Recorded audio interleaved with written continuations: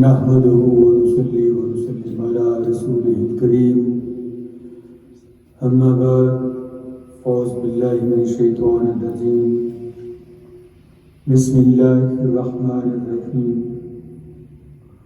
والله غالب أمره صدق الله مولانا العظيم وصدق رسول النبي الكريم فأعوذ بالله من الشيطان الرجيم بسم الله الرحمن الرحيم إن الله وملائكته يصلون على النبي يا أيها الذين آمنوا صلوا عليه وسلموا تسليما اللهم صل على سيدنا ومولانا محمد وعلى آل سيدنا ومولانا محمد وبارك وسلم عليه الصلاة والسلام عليك يا رسول الله الصلاة والسلام عليك يا حبيب الله الصلاة والسلام عليك يا ختم المرسلين رحمة للعالمين رحمة العاشقين سيدنا ومولانا محمد وآله وصحابه أجمعين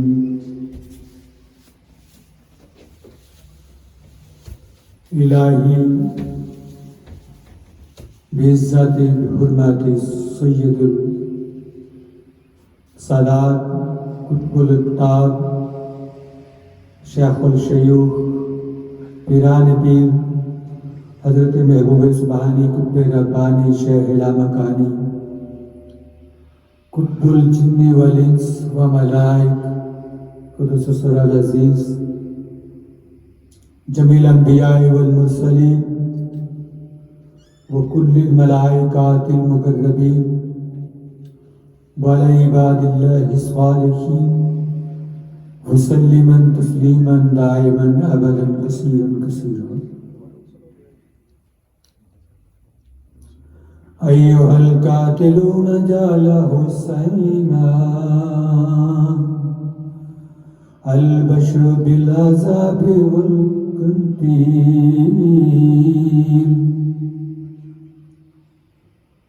اور سامعین اکرام بزرگوں دوستوں السلام علیکم ورحمۃ اللہ وبرکاتہ۔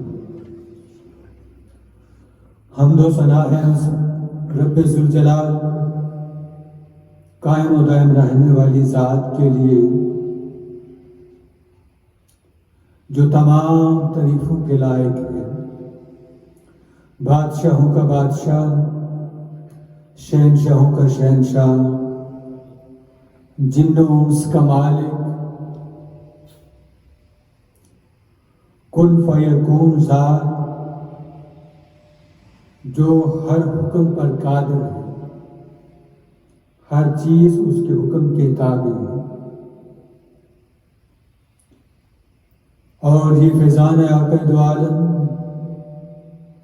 مدنی تاجدار امام الانبیاء فخر کائنات رحمت عالم جان حضرت محمد مصطفیٰ والی گنبد خضرا صلی اللہ علیہ وآلہ وسلم کی ذات اقدس کا کہ ہم چلتی سانسوں کے ساتھ ایک بار پھر نماز جمعہ کی صورت میں اس سینٹر پر جمع ہیں۔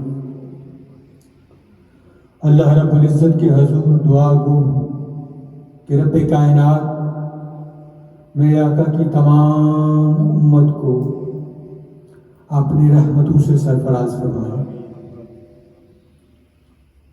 الحمدللہ ثم الحمدللہ، بے پناہ شکر گزار ہیں اس ذات کے کہ جس نے ہمیں کامیابی سے ہمکنار فرمایا۔ رات کی یہ محفل پاک جو بڑی شان و شوکت کے ساتھ، جوش و خروش کے ساتھ خراج تحسین کی صورت میں پیش کی گئی، منعقد کی گئی، اللہ رب العزت کے حضور دعا کرتے ہیں، سب مل کر دعا کرتے ہیں کہ ایسی ہزاروں محفلوں کا انعقاد کرنے کی ہم سب کو توفیق عطا فرمائے، جو اپنی روحانی فیوز و برکات کے ساتھ شرف قبولیت حاصل کریں۔ آپ سب نے بڑھ چڑھ کر اس میں حصہ لیا. جو لوگ اس میں حاضر ہوئے اللہ ان کو صحت و تندرستی کے ساتھ درازی عمر عطا فرمائے، اور جن کی غیبانہ حاضری ہوئی اللہ ان کو بھی اپنی رحمتوں سے مالا مال فرمائے. رب ذوالجلال وحدہ لا شریک کی ذات کا یہ احسان عظیم ہے کہ ہم ہمہ وقت اس کا ذکر کرتے ہیں یا اس کے ذکر کی سعادت حاصل کرتے ہیں. توفیق الہی ہے کہ وہ اپنے بندوں کو یہ توفیق بخشتا ہے کہ اپنی مصروفیات میں سے چند لمحات نکال کر اس کا اور اس کے چاہنے والوں کا، اس کے مقبول بندوں کا ذکر کرتے ہیں. اور یہ ذکر خدا ہی حقیقت میں راہ نجات ہے. کسی صورت میں بھی ہو، ہر لمحہ، ہر پل، ہر گھڑی، چلتے پھرتے، اٹھتے بیٹھتے، سوتے جاگتے اللہ کا ذکر کرنا چاہیے. واللہ غالب امرہ، کہ اللہ ہی اپنے ہر حکم پر غالب. اگر ہم اس آیت کے حصے کا مفہوم اپنے ذہنوں کے اندر تصور کر لیں یا اس کو بٹھا لیں سادے لفظوں میں، تو اس کا نتیجہ کیا اخذ ہوگا کہ اللہ رب العزت اپنے بندے کو، بلکہ اپنے مقبول بندے کو، جس نے اسے قبول کر لیا، جس کو اس ذات نے اپنی ذات کے لیے چن لیا، جس کی عبادات، ریاضات کو اپنے ہاں شرف قبولیت عطا فرما دیا، اس کو وہ پاکیزہ اور مبرہ زندگی عطا فرما دیا. یہ ماہ مبارک صفر المظفر تمام مشکلات کا، امتحانات کا مہینہ ہے. جیسا کہ میں نے لاسٹ جمعہ کو بھی آپ کے سامنے عرض کیا تھا کہ اس ماہ مبارک میں اللہ تبارک و تعالی جل شانہ و جل مجدہ وحدہ لا شریک کی طرف سے اہل ایمان کے لیے، ان کے ایمان کی امتحان کے لیے، پریکشا کے لیے، ان کے ایمان کی پہچان کے لیے آسمان سے وہ مصیبتیں نازل فرماتا ہے. اور جتنی مصیبتیں اس ماہ میں، مشکلیں، پریشانیاں اہل بیت اطہار کے اوپر آئی ہیں، اتنی اور کسی کے اوپر نہیں آئی. واقعہ کربلا کے بعد شہادت امام حسین علیہ السلام صرف 2 یا 3 دن میں ہوئی. علماء اہل سنت والجماعت میں مختلف روایات کے مطابق اپنے اپنے بیان نقل فرمائے ہیں.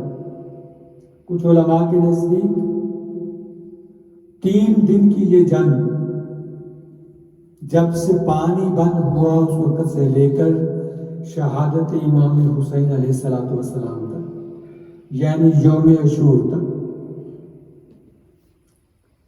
یہ بہت بڑا سانحہ ہے. واقعہ کربلا امتحان ہے کس کے لیے؟ جو اللہ کے چنے ہوئے لوگ تھے، مقبول ترین، بزرگ، عظمت والے، عزت و توقیر والے، جن کا ذکر اس نے اپنے کلام پاک میں فرمایا. مگر بعض علماء کے نزدیک صرف اور صرف یہ جنگ یوم عاشور کو صبح سے لے کر شام تک، اور کچھ کے نزدیک نماز ظہر سے لے کر نماز اثر تک برکیف مختلف روایات پڑھنے میں ملتی ہیں، سننے میں بھی ملتی ہیں۔ حقیقت کیا ہے واللہ عالم بالصواب، اللہ کی ذات بہتر جانتی ہے۔ اپنے تصورات کے مطابق علماء نے اپنے اپنے خیالات کا اظہار کیا۔ برکیف اس واقعے کے اوپر جو کچھ بھی کسی نے قلم بند کیا ہے اس کو درست کہا جا سکتا ہے۔ بہت ضعیف روایات ہیں جن کا ذکر جو ہے وہ مناسب نہیں، مگر اس واقعہ کے بعد شہادت امام حسین علیہ السلام کے بعد جو اہل بیت طہار کے اوپر مصیبتیں آئیں، جو مشکلات کا سامنا انہوں نے کیا، بغیر کچاوٹ کے اونٹوں پر ان کو پاؤں پہ بیڑیاں، ہاتھوں میں ہتھ کڑیاں ڈال کر، گلے میں زنجیریں اور پردہ نشی مستورات کو بغیر دوپٹے کے، چادر کے اونٹوں پہ بٹھا کر بازاروں کے اندر گھمایا گیا، پھرایا گیا، ان کی تشہیر کی گئی، اور پھر ان کو متعارف کس الفاظ میں کروایا گیا، کن الفاظ کے ساتھ ان کا تعارف کروایا گیا کہ یہ وہ باغی ہیں جنہوں نے حکومت کے ساتھ بغاوت کی۔ اہل کوفہ جنہوں نے امام حسین علیہ السلام کی ذات اقدس کو خود اپنے ہاتھوں سے خطوط لکھے، ان کو دعوت دی، بلایا، اور پھر بلا کر ان کو یزید کے حوالے کر دیا۔ سات لفظوں میں یوں کہیے کہ دھوکے سے کوفے بلایا اور بلا کر پھر ان کا ساتھ دینے سے انکار کر دیا، لالچ میں آ گئے، اور آج وہ اللہ تبارک و تعالیٰ کی ذات کے عذاب کے مستحق ہیں۔ مستند روایات کے مطابق یہ وہی لوگ تھے جنہوں نے نواسہ رسول حضرت امام حسین علیہ السلام کی ذات اقدس کو بے شمار خطوط لکھے، کاسد پہ کاسد بھیجے، اور پھر ان کو بلایا اور بلا کر پھر ان کے ساتھ دھوکہ کیا، اور ان کو یزید کی فوج کے سامنے لا کھڑا کیا، اس کے حوالے کر دیا اور ان کو قتل کیا۔ قتل کرنے کے بعد ان کی نعش کی بے خرمتی، اس کے اوپر گھوڑے دوڑائے، زخموں سے چور چور نواسہ رسول، لگتے جگرے بطول میدان کربلا پر پڑے، بے گولو کفن بھی نصیب نہیں ہوا۔ ہمارا کوئی گزر جاتا ہے، مر جاتا ہے، دنیا سے چلا جاتا ہے، وصال پا جاتا ہے، تو عزیزوں اور اقربا اکٹھے ہوتے ہیں، اور اکٹھے ہو کر یہ اولاد کے اوپر، بیٹے کے اوپر فرض ہے کہ اس کی تجہیز و تکفین کا وہ بندوبست کرے، کیوں؟ وہی اس کی وراثت کا حقدار ہے۔ اگر وہ جو وراثت کا مستحق ہے، حقدار ہے، اس کے اوپر شرعی لازم، یہ شرعی قانون لازم آتا ہے کہ وہ اپنے باپ یا دادا کا یا اپنے بھائی کا تجہیز و تکفین کا ذمہ دار ہے۔ تو گویا کہنے کا مقصد یہ ہے کہ وہ جاتا ہے اور جا کر کفن کا بندوبست کرتا ہے۔ یہاں کا سسٹم ڈفرنٹ ہے، سارے جو انتظامیہ ہے BCMA کی طرف سے وہ سارے انتظامات کر لیتے ہیں۔ اپنے ملکوں کے اندر یہ اقربا کے اوپر فرض ہوتا ہے وہ آئیں اور اس فریضے کو سر انجام دیں، مگر دیکھیے کہ جن کے صدقے سے یہ زندگیاں ہم کو ملی، یہ سانسیں نصیب ہوئی، جن کے صدقہ اور خیرات ہم لوگ کھاتے ہیں، اور جن کی آل اور جن کی نسل اللہ تبارک و تعالیٰ کے ذات کے چنے ہوئے لوگ ہیں، جن پر وہ اپنی رحمت کا نزول فرماتا ہے، ان کے جتنے ہمدرد میدان کربلا میں بھی گور و کفن پڑے۔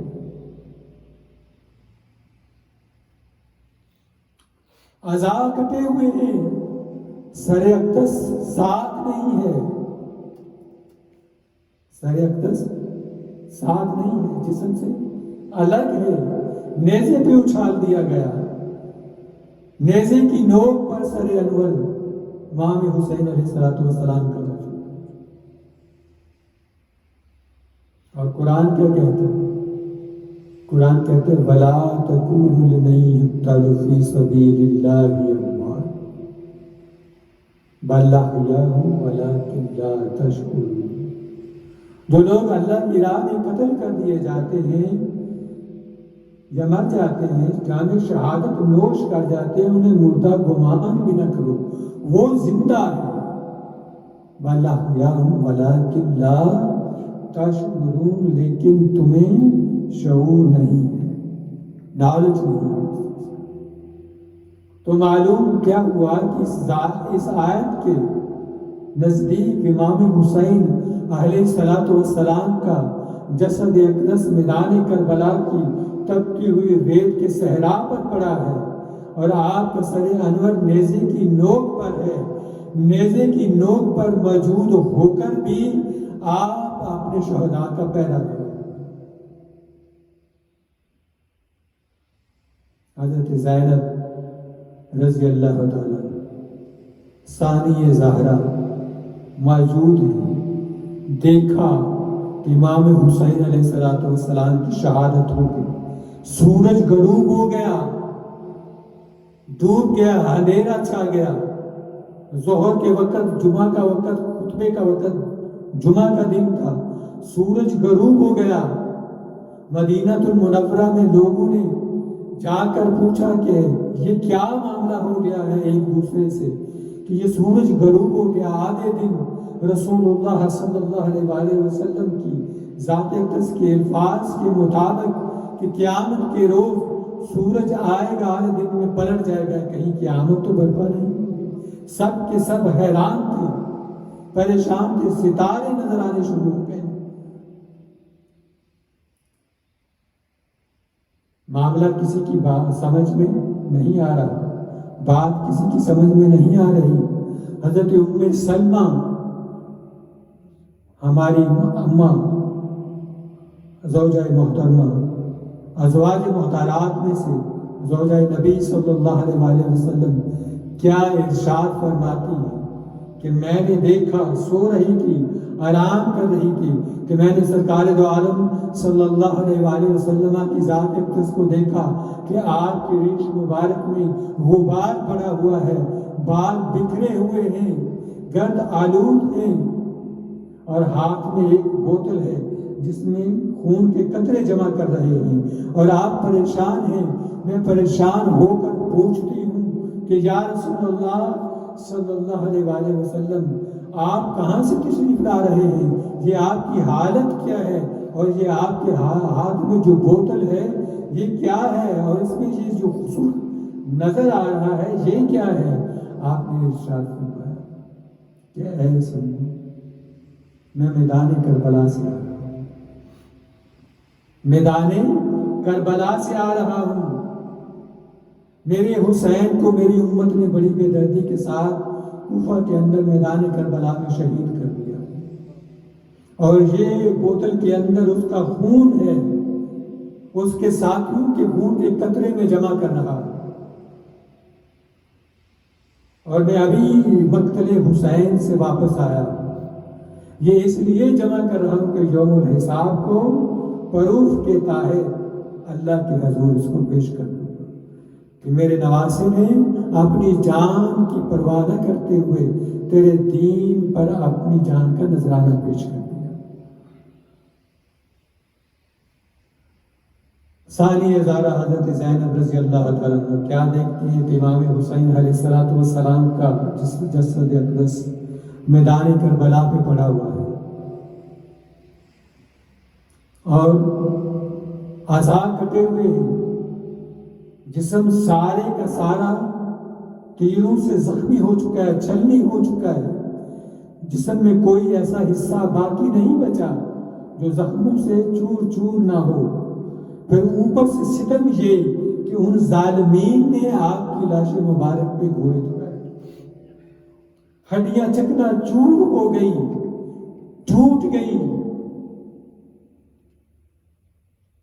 اور اس وقت حضرت زینب کیا دیکھتی ہیں کہ حضرت سکینہ رضی اللہ تعالیٰ چھوٹی سی بچی ہیں، اپنی پھوپھو کا ہاتھ چھڑا کر دوڑتی ہوئی میدان کی طرف جا رہی ہے، اور کیا پکار رہی ہے کہ بابا کہاں ہو، پھوپھی کہاں ہے، پھوپھی کہاں ہو، بابا کہاں ہے۔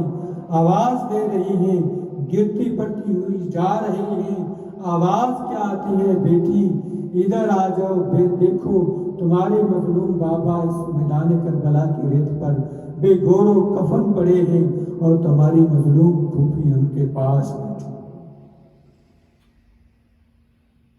آپ گئی اور جا کر لاش کے اوپر گر گئی، گر کر بے ہوش ہو گئی، اور حضرت زینب نے کہا بیٹی اٹھو، تجھے خیمے میں لے چلوں۔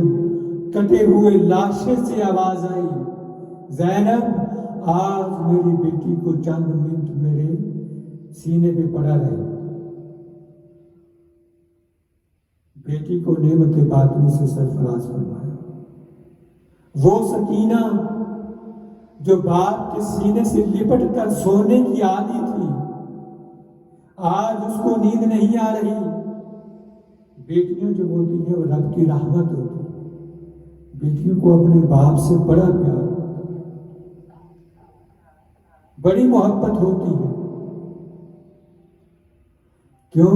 بیٹے اکثر ایسا ہوتا ہے، عموماً آپ دیکھتے ہیں معاشرے کے اندر، کوئی بھی معاشرہ ہو، یہ نہیں کہ اسلامی معاشرے کے اندر، کوئی بھی سوسائٹی، کوئی معاشرہ ہو، اس کے اندر بیٹا بے وفائی کر جاتا ہے، مگر بیٹی کسی بھی معاشرے کی جو ہو وہ اپنے باپ کے ساتھ بے وفائی نہیں کرتی۔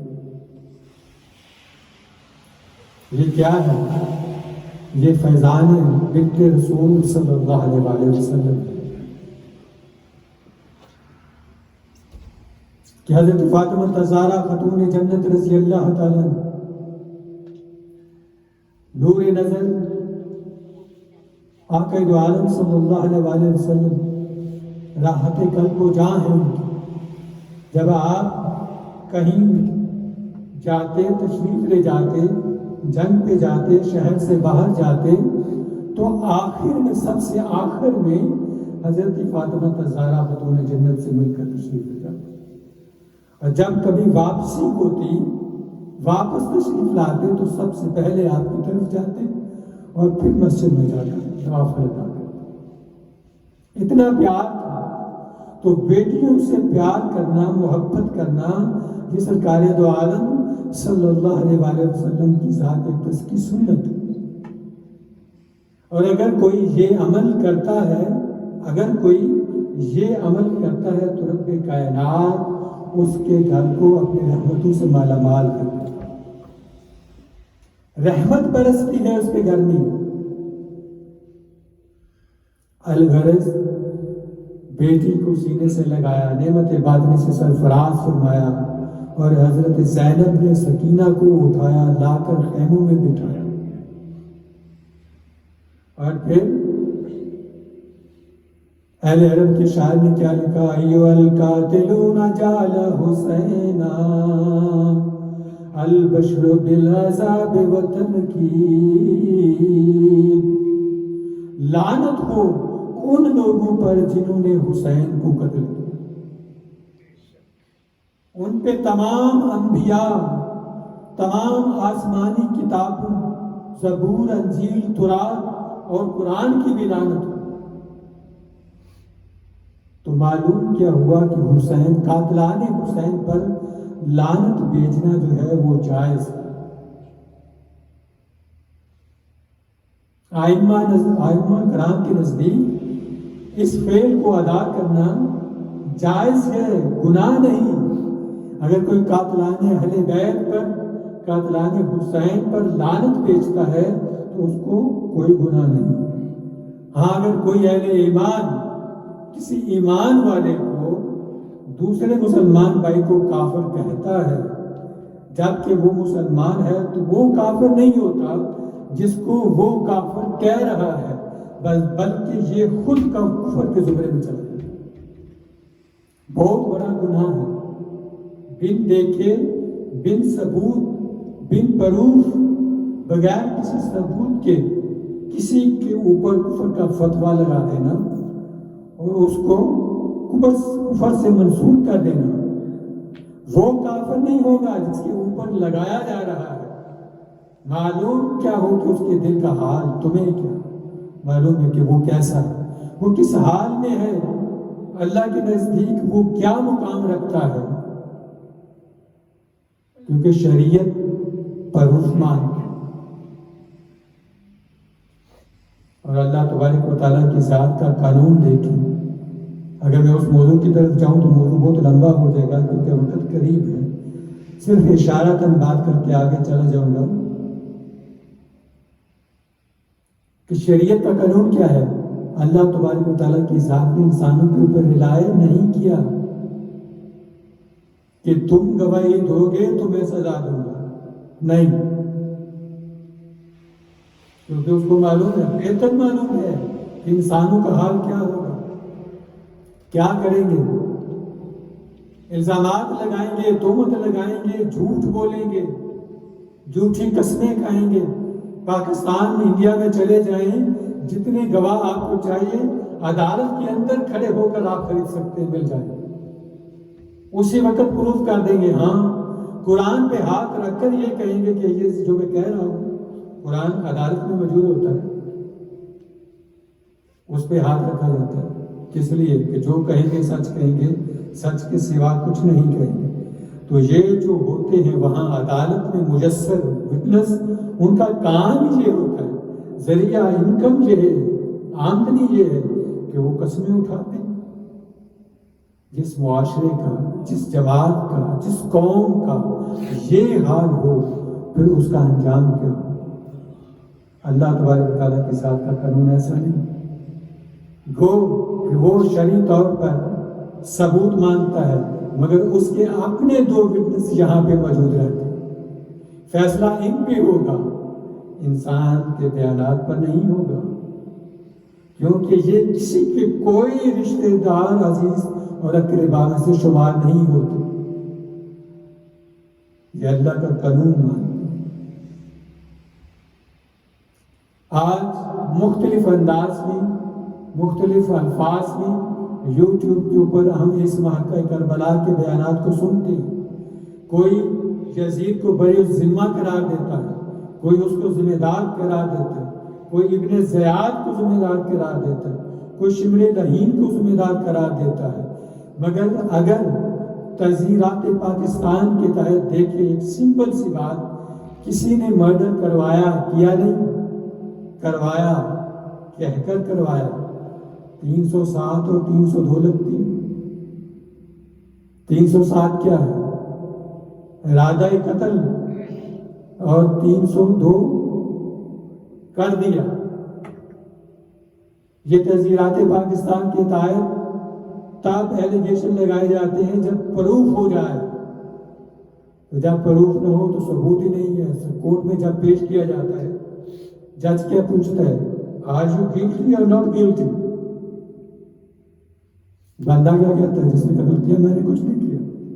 معاشرے کو پتہ ہوتا ہے، گواہ موجود ہیں، آنکھوں دیکھے گواہ موجود ہیں، وہ انکار کر دیتے ہیں، خاموشی اختیار کر لیتے ہیں، اور جج اس پہ ایلیگیشن نہیں لگا سکتا، سزا نہیں دے سکتا۔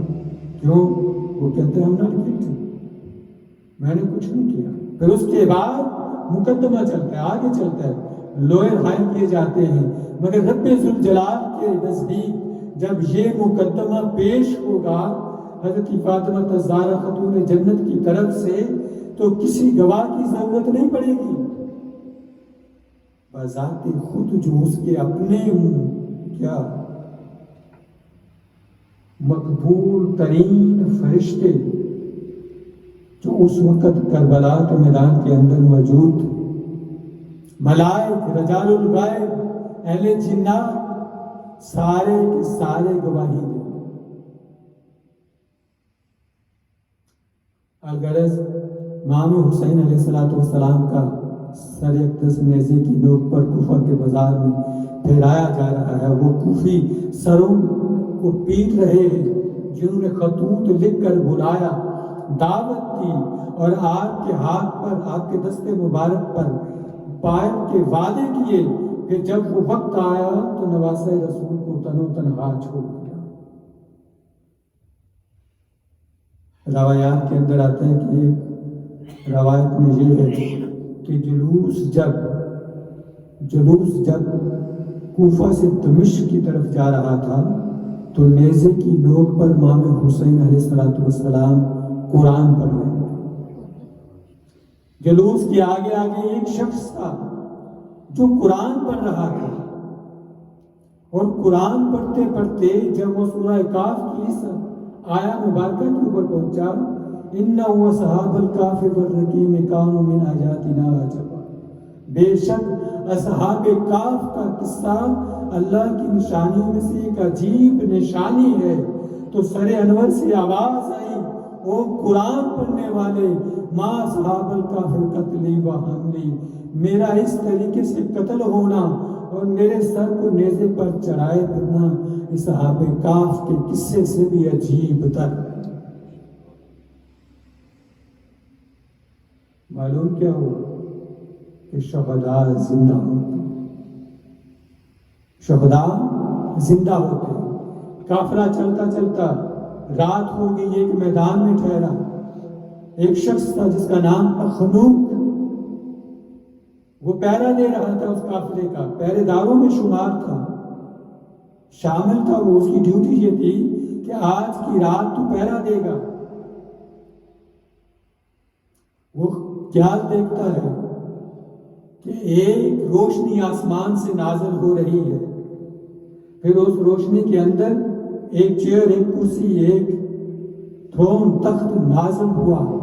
اس پہ ایک خوبصورت چہرے والے بزرگ نمودار ہوئے، اور انہوں نے سر انور امام حسین علیہ السلام کا اٹھایا، جولی میں رکھا، رکھ کر اس کو پیار کیا۔ پھر ان کے بعد ایک اور شخص آئے، پھر انہوں نے بھی یہی عمل دہرایا۔ پھر دو اور شخص آئے، انہوں نے بھی یہی عمل دہرایا۔ مختلف انبیاء آتے رہے۔ اسی طریقے سے وہ کہتا ہے کہ میں دیکھتا رہا، سبھی سر حسین سے محبت اور پیار کا اظہار فرماتے رہے۔ آخر میں آقا دو عالم صلی اللہ علیہ وآلہ وسلم کی ذات اقدس تشریف لائے، اور آپ اسی کرسی پر براجمان ہوئے، اور آپ نے بھی وہی عمل دہرایا۔ امام حسین علیہ السلام کی سر اقدس کو اٹھایا، اپنی گود میں رکھا، چہرے کو صاف کیا، لبوں کو بوسہ دیا، اور پھر سلام پڑھا۔ تو کہتا ہے کہ میں حیران تھا کہ یہ کون ہے، اور میں نے ان سے پوچھا۔ کہتا ہے کہ میں ہمت کر کے، میری ہمت نہیں پڑ رہی تھی کہ میں یہ بولوں، اپنی لب کشائی کروں یا پوچھنے کی جسارت بھی کروں۔ تو میں نے بڑی مشکل سے ڈرتے ہوئے ایک بزرگوں سے پوچھا کہ یہ لوگ کون ہیں، کہاں سے آئے ہیں، یہ معاملہ کیا ہے، ماجرا کیا ہے؟ تو کیا کہتا ہے وہ شخص خلوق کہ اس نے مجھے جھٹک دیا، پیچھے کر دیا۔ پھر میں دوسرے شخص کے پاس گیا، اس سے یہی سوال کیا۔ بتانے والے نے یہ بتایا کہ وہ جو پہلے شخص آسمان سے نازل ہوئے وہ آدم علیہ السلام کی ذات اقدس ہے۔ پھر دوسرے جو آئے وہ نوح علیہ السلام، اور پھر جو دو شخص اکٹھے آئے وہ ایک ابراہیم علیہ السلام تھے، دوسرے اسماعیل علیہ السلام۔ سب نے آ کر سر حسین سے محبت کا اظہار کیا، گود میں اٹھایا، اٹھا کر پیار کیا، سینے سے لگایا، سلام پڑھا، اور پھر آنسو کا نذرانہ پیش کیا۔ اسی طریقے سے وہ کہتا ہے کہ میں یہ جاگتا ہوا ماجرا اپنی آنکھوں سے دیکھ رہا تھا، پھر صبح ہو گئی، پھر مجھے ایسا غلبہ ہوا کہ جیسے نیند آ رہی ہے، نیند کی غنودگی کی حالت طاری ہوئی، اور اسی میں نے دیکھا کہ وہ سارے کے سارے جا چکے تھے۔ کہنے کا مقصد یہ ہے کہ شہداء زندہ ہیں، ان کو مردہ گمان نہ کرو۔ اور پھر نواسہ رسول کی تو بات ہے، وہ سید الشہداء ہے، تمام اماموں کے امام ہیں، امام علی مقام، آپ کی امامت کی وجہ سے تمام ائمہ اعظام کو امامت ملی ہے۔ آج جو بھی امام اس مصلی پہ کھڑے ہو کر اللہ اکبر کی صدا دیتا ہے، یہ فیضان حسین علیہ السلام ہے کہ اس کو یہ توفیق رب تعالیٰ کے فضل و کرم سے نصیب ہو۔ اگر امام حسین میدان کربلا کے اندر جام شہادت نوش نہ کرتے، زخموں سے چور چور ہو کر وہ سجدہ شکر ادا نہ کرتے، تو آج کوئی بھی سجدہ نہ کرتا۔ انشاءاللہ العزیز اگلے جمعہ اس کے اوپر مزید وضاحت ہوگی۔ میرے پاس ایک فارم ہے، ہمارے ڈاکٹر حفیظ صاحب یہاں پہ موجود ہیں، MFAS مسلم فیونرل ایڈ سروس کی طرف سے۔ انہوں نے ایک پلان بنایا کہ آپ 25 آورس پر ایئر ون ٹائم فی آپ جمع کروائیں، جب ہمارے اقربا میں سے عزیزوں میں سے کسی کا بھی انتقال ہو جائے گا، وہ فیونرل کا ذمہ سارے کا سارا اٹھائے۔ 200 ممبران ہوں گے، اور 200 ممبران کی ٹوٹل اماؤنٹ $10,000 بنے۔ جو BCMA چارج کرتی ہے، یہ ایک جیسے یہ پروگرام جو ہے ٹورنٹو میں آلریڈی جاری ہے۔ ٹورنٹو میں جتنے بھی مسلمان مقیم ہیں، انہوں نے یہ ایک آرگنائزیشن بنا رکھی ہے، اس کے تحت وہ فیس دیتے ہیں۔ جب اکٹھی ہوتی ہے، جب کسی کا کوئی گزرنے والا گزر جاتا ہے، تو اس کے فیونرل کا سارا ذمہ وہ کمیٹی ادا کرتی ہے، ایکسپینس وہ سارا وہ ادا کرتا ہے، پھر مل کر اسی طریقے سے وہ دوسرے کی طرف جاتے ہیں۔ تو یہ ایک بہت فارم میرے سامنے موجود ہے، بہت اچھا کام ہے۔ یہ فارم وہاں پہ ہیں، آپ اس کو لے کر پڑھ سکتے ہیں۔ جو یہ شخص چاہتا ہو کہ اس کا ممبر بننا چاہے، وہ ضرور اس فارم کو فل اپ کر کے ان کو ڈپوزٹ کروا سکتا ہے۔ اللہ رب العزت ہمیں نیک کام کرنے کی توفیق عطا فرمائے، صراط مستقیم پر چلنے کی توفیق عطا فرمائے، اور امام حسین علیہ السلام بلکہ میں یوں کہوں گا کہ تمام اہل بیت طاہر کے ساتھ خلوص نیت کے ساتھ سچی اور سچی محبت کرنے کی توفیق عطا فرمائے۔ وما علینا الا البلاغ۔